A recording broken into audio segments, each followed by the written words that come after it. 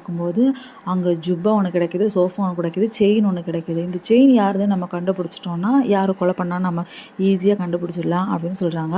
இப்போ எல்லா சஸ்பெக்ட்ஸையும் கூப்பிடுறாங்க, அந்த ஏரியாவில் இருக்கிற எல்லா சஸ்பெக்ட்டையும் கூப்பிடுறாங்க.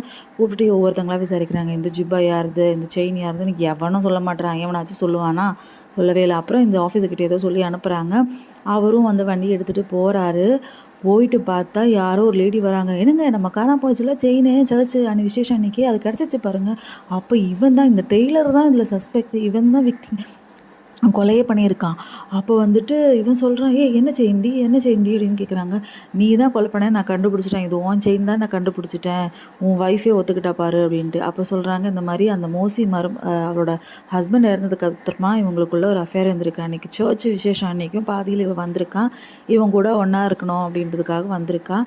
இவங்க வந்து ஒன்றா இருக்கிறத பார்த்துட்டு இந்த மாமனாரும் வந்திருக்காரு அன்றைக்கி நைட்டு. அப்போ இந்த மாமனார் யாருடையவன் கேட்டுகிட்டே இருக்கும்போது இவன் பின்னாடி வந்து இந்த மாமனாரை தலையில் அடித்து கொண்டுட்டான். மாமனாரும் படுத்திருக்காரு. அப்போ அவர் எந்த பேரும் எழுதலை.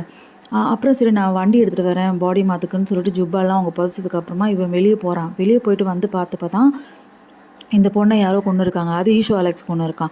ஸோ இவங்க எதுவும் தெரியாத மாதிரி சரி ஜிப்பா எல்லாத்தையும் தான் புதைச்சிட்டோமே, சரி நம்ம எஸ்கேப் ஆகிடுவோம்னு சொல்லிட்டு அப்படியே போயிட்டான். அந்த டைமில் அந்த மாமனார் மோசின்னு எழுதியிருக்காரு அந்த செவத்துலையும். அதாவது வந்து இவனுக்கு தெரியாது, இவன் கவனிக்கல. அப்போ அவன் கேட்குறேன், இந்த மாதிரி ஆஃபீஸர் சொல்லாரு, நீ எங்கே மாட்டிக்கிட்ட தெரியுமா, நீ அந்த விஜி போஸ்ட்மார்ட்டம் பண்ண டாக்டரை உனக்கு தெரியுமான்னு கேட்டப்போ நீ வந்து தெரியும்னு சொல்லி இருந்திருக்கலாம், ஆனால் எனக்கு தெரியவே தெரியாதுன்னு சொல்ல. ஆனால் பார்த்தா அவங்க போஸ்ட் ஆஃபீஸில் அந்த பாக்ஸில் பார்த்தா உன்னோட லெட்டர் இருக்குது, இந்த மாதிரி டியர் விஜின்னு சொல்லி நீ அவங்கள வந்து கடை இனாக்ரேஷனுக்கு கூப்பிட்ருக்க.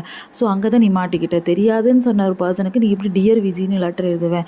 ஸோ அப்படி தான் நீ மாட்டிக்கிட்ட, இப்போ நீ வந்து எங்ககிட்டயே மாட்டிக்கிட்ட அப்படின்னு சொல்கிறாங்க. ஸோ இவன் தான் வந்து அந்த மாமனாரை மட்டும் இவன் தான் கொண்டு இருக்கான். அப்புறம் இவனுக்கும் அந்த போஸ்ட்மார்ட்டம் பண்ண டாக்டருக்கும் இடையில இருக்கிற கனெக்ஷனை யூஸ் பண்ணி அவன் அந்த டைமையும் மாற்றிட்டான். அப்படியே இவன் எஸ்கேப் ஆகிடலான்னு ட்ரை பண்ணான்.